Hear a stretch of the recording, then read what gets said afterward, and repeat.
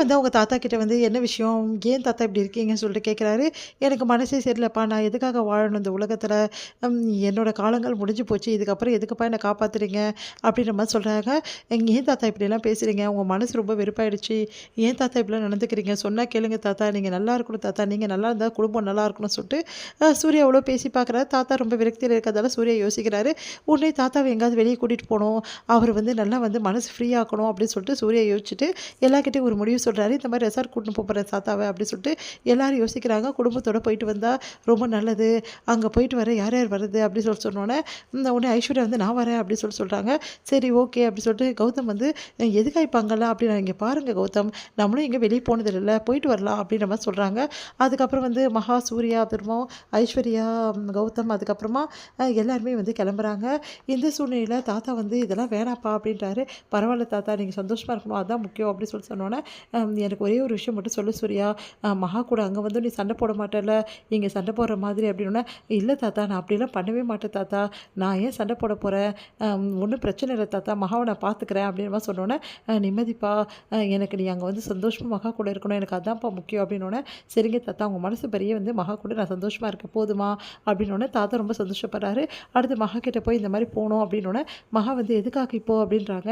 இல்ல அது வந்து எதுக்காக அங்கலாம் அப்படின்னு கேட்டேன் அப்படின்னோனே, தாத்தா ரொம்ப சந்தோஷப்படுவாரு.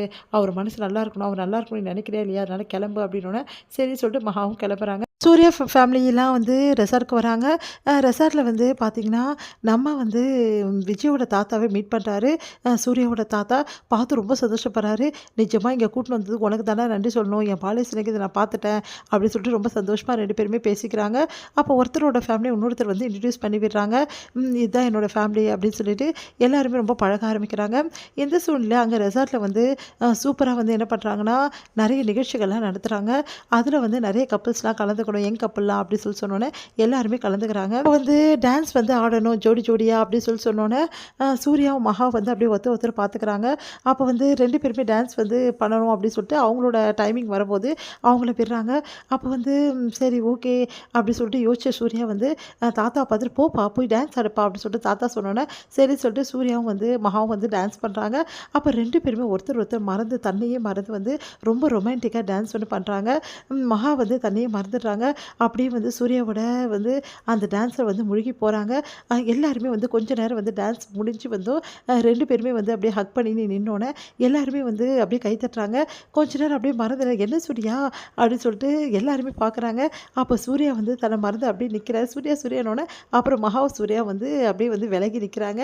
அடுத்து வந்து பார்த்துட்டு சூர்யாவுக்கு ஒன்றும் புரியாமல் போயிடுறாரு.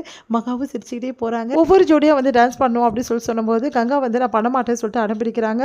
அப்போ குமரன் வந்து சமாதானப்படுத்துறாரு. அக்கா ப்ளீஸ்க்கா போய் வந்து பண்ணுக்கா அப்படின்னு சொல்லிட்டு காவேரி வந்து பம்ப் பண்ணி அனுப்பிச்சு வைக்கிறாங்க. இது